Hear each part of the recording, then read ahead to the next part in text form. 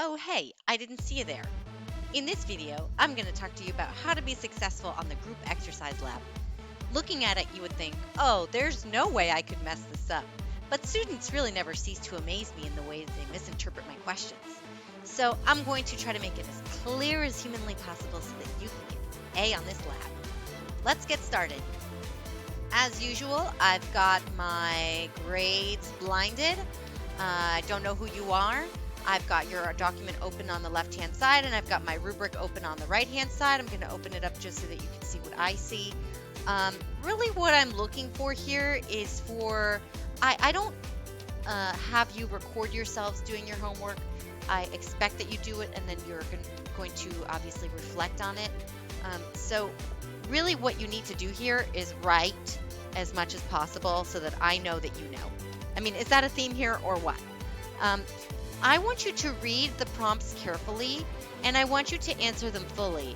You can see that the student's work is very, very short.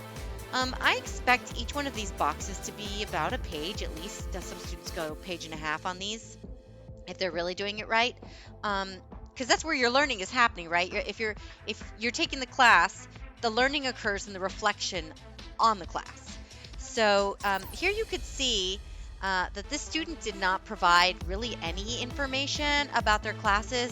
I guess you could pause this and read through it, but this was just like not good student work. I took off points because I couldn't even tell from this what the class was. I had to Google it to find out what the class was. If I have to be if you have to leave it to me to Google what your class is, that's not a good start. So please be thorough in the class that you're taking so that I'm not left wondering, well, what is this class even? The prompts here, so write a description, 3-sentence minimum. So that's a minimum suggestion. I'd really like to see more. And then I have a couple different prompts here. So what did the class consist of? How was it organized? I need you to give me at least some information so that I can get an idea of what the class organization was so that I know that you're picking up on these things. This next one, do whatever you need to make sure you're answering all the prompts. I sometimes think that students read a question and I think like, oh, it's just okay for me to give a general response to this prompt. No, I'm really looking for you to answer all parts of the prompt. That's why I put all the parts of the prompt in there. So tell me so provide a review of the class. Describe what you liked, describe what you didn't like.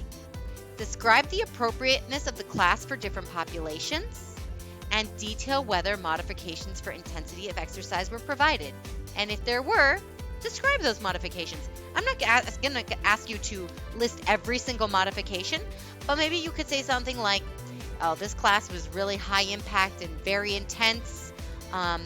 There were no modifications provided, so I would not recommend this class for somebody who does not already exercise. Or maybe there were tons of modifications, and you just select one of those modifications and you describe them. You say there were tons of modifications. Here's an example of one of the modifications provided.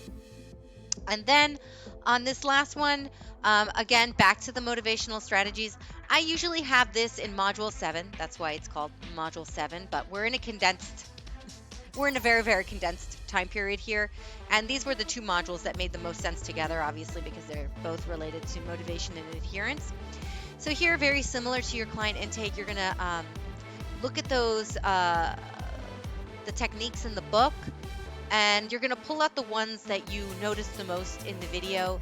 So a lot of the ones I see here are usually rapport building or social support, building self-efficacy through modification. So I want you not just to identify it, but I want you to describe it and the context in which it was used. Please don't use theoretical frameworks here.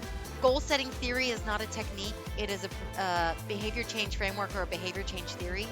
This is an incorrect response.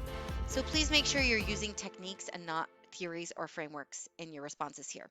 And also, please don't reuse the same ones. Some students think like even though my instructions say to use different ones every time, they still, for some reason, will list the same one all times. And then, as always, reflect on your effort. It doesn't matter to me that you did it. It matters to me that you worked hard to learn the material and put in the effort to be successful on the assignment. Because I set this up such that if you work hard, you will learn. And that's what it's all about, right? Work hard, learn, get an A. Win, win, win.